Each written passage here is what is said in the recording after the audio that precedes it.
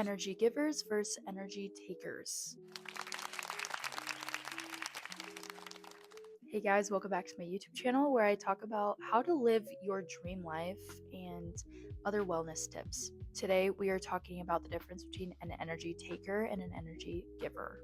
Why I think it matters to talk about this is because once you've decided to be picky on where you're placing your energy, that's when you can actually gain control over your life. Like I said in my last video, energy is currency. So if you're spending your energy in good areas, then it'll result in more good in your life. It's the same with vice versa.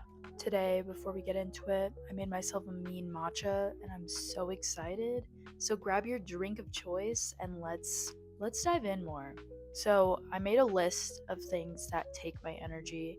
So it goes, what if situations that go wrong in your head, like I mentioned in my last video, if you keep imagining what if this goes wrong, then inevitably something will go wrong. 2, complaining with no solution, pointless. 3 kind of goes hand in hand with that one, but ranting. There's a big difference between ranting and venting, where ranting, you're just going to keep beating that dead horse. Number 4, the obvious, doom scrolling, waste of energy. Number 5, doing things you quite literally hate doing.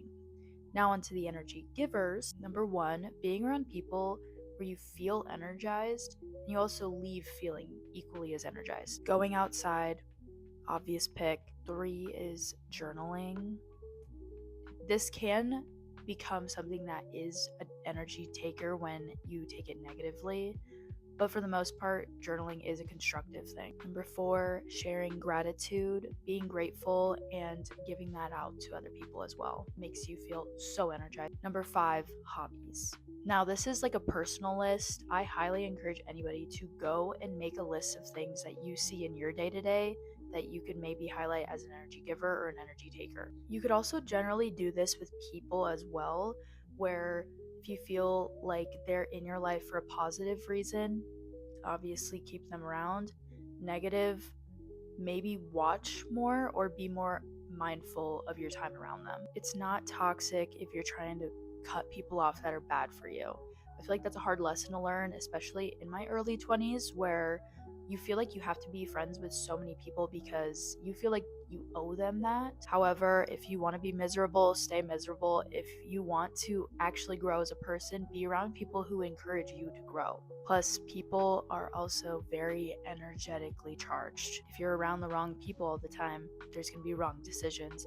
If you're around the great people in your life that give you a lot of energy, then you'll be making more mindful decisions. It's important to be around people that you feel good around. There's that one saying, you're the sum total of the 5 people you're most around, something like that.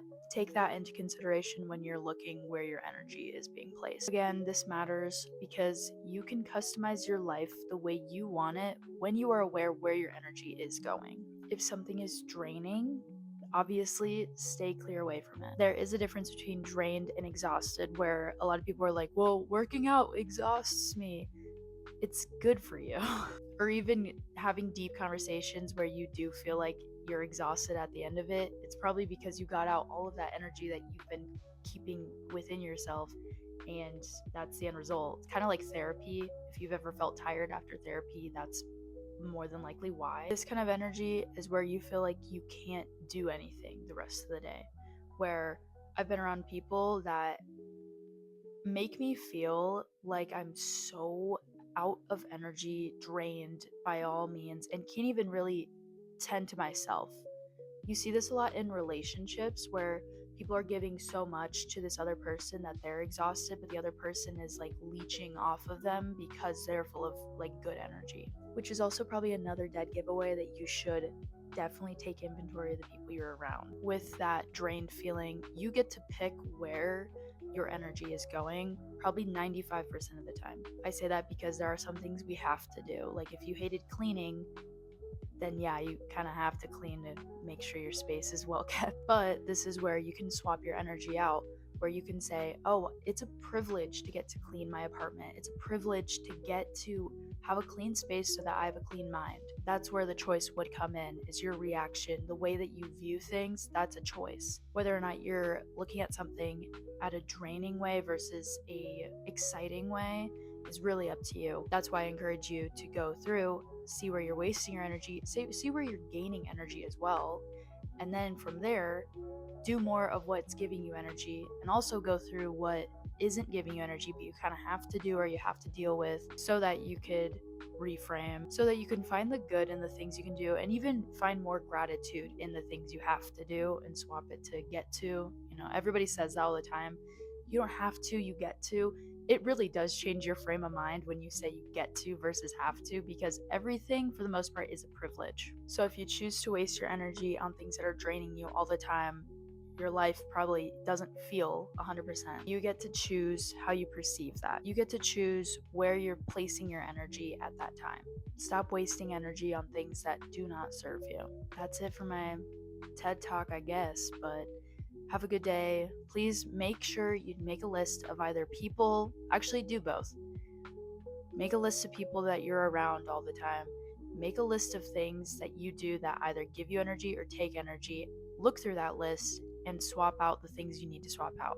Reframe the things you need to reframe. Do more of what you love. Do less of what's draining you. Thank you guys. Peace and love.